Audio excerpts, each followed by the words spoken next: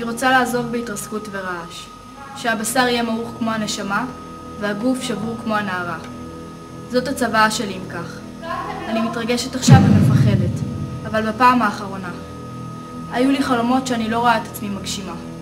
כמו שאמרתי, פשוט לא רוצה לחיות. אני אוהבת את כולכם. שלום.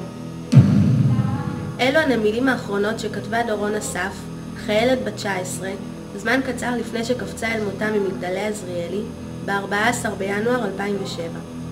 במשך אותו היום היא שלחה כ-50 מסרונים עם המילים "אני אוהבת אותך" לבני משפחתה, חבריה ומקורביה.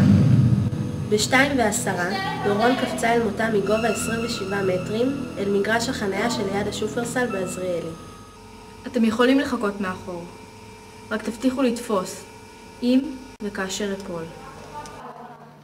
אני כבר לא יכולה לשמור על עצמי. לא יכולה. אני כבר לא יכולה לשמור על עצמי. אני כבר לא יכולה לשמור על עצמי. אני כבר לא יכולה לשמור על עצמי.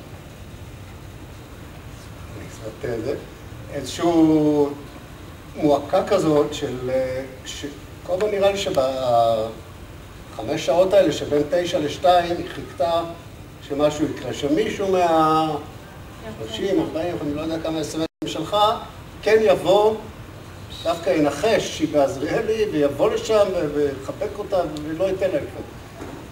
אני כל הזמן חי עם התחושה הזאת, ואם את שואלת, לא שואלת, אז אני אתן שאלה, מה כאילו הכי מפריע לך? זה הדבר הזה. זה משהו כאילו שכל הזמן מחרסם בלב ונורא מעיק. המוות מסתכל לי בעיניים, מלטף לי את הראש, מחווה לעברי סימן בידו, שאבוא.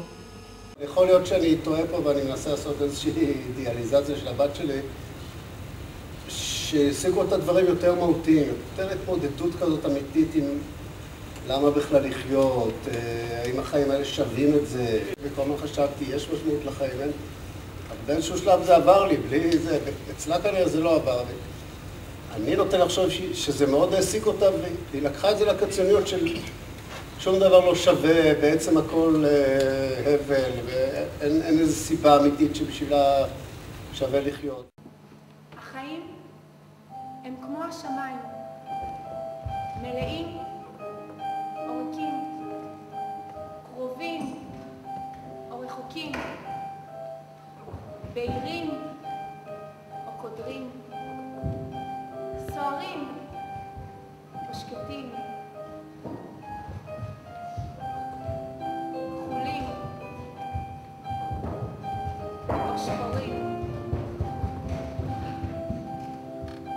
ישנו הבדל אחד בין השניים. את מצב השמיים אפשר לחזות. בקשר לחיים אפשר רק לקוות.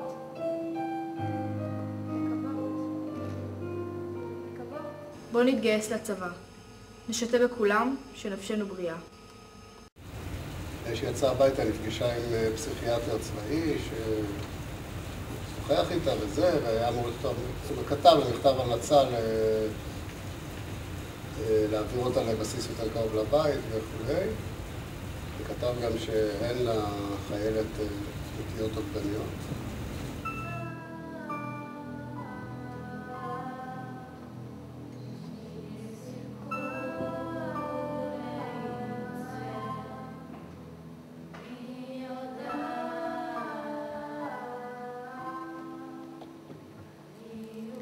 אם נפשי צל שחור, של גבר גדול ומפואר, אם דמי מחום היום רותח על אדמת בטון, אני כפיתי שקט על ההיגיון. אם אני מת עכשיו, אם אני כחום היום, אז ניצחתי. היא כתבה בהרבה שירים שלה שהיא תקפוץ ממגדל, גבוה, ורוצה קצת לחזור, אז תזכרו את זה לבד אולי, אבל שירים מאוד בוטים, מאוד קשים, מאוד התרסקות, אבל כן, בפירוש רצתה לעשות מזה גרוע.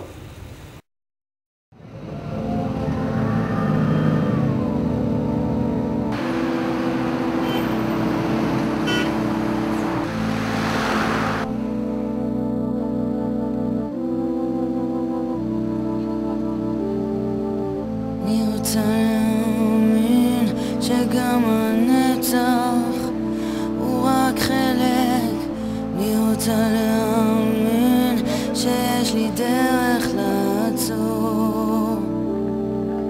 אני רוצה להאמין שלא אלחץ עצי ההדק. אני רוצה להאמין שגם המוות יעבור. וסופרת עוד מדרגה ועוד מדרגה ועוד מדרגה, וקבע שיהיו כמה שיותר מדרגות.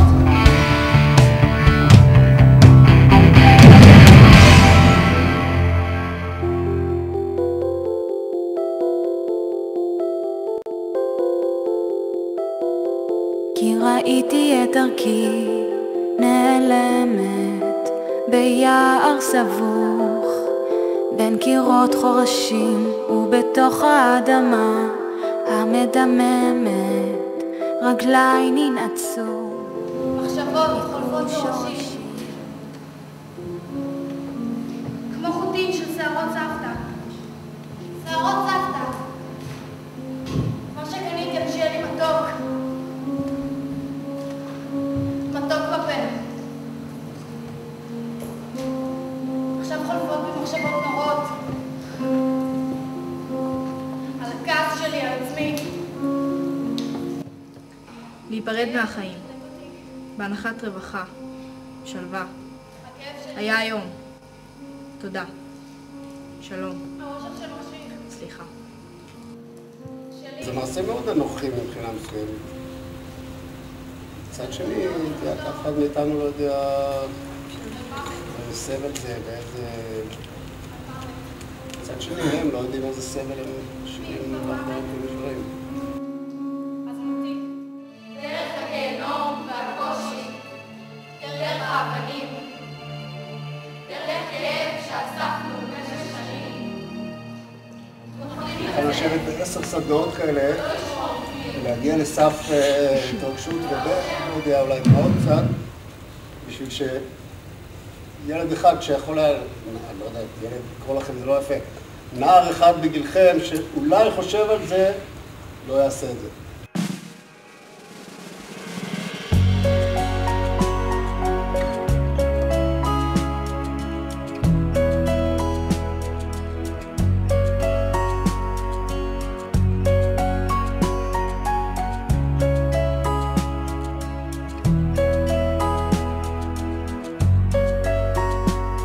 והים לא נרגע, רגעה וגאה, את אוספת לאט את גופך.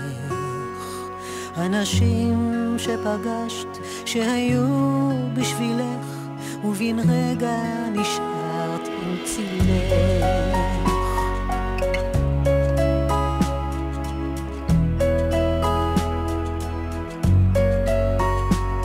את היופי שלך, את הקסם שבך, לא תוכלי לחלוק עם כולם. הסתכלי מסביבך, תאהבי את עצמך, ושמרי את נפשך לעולם.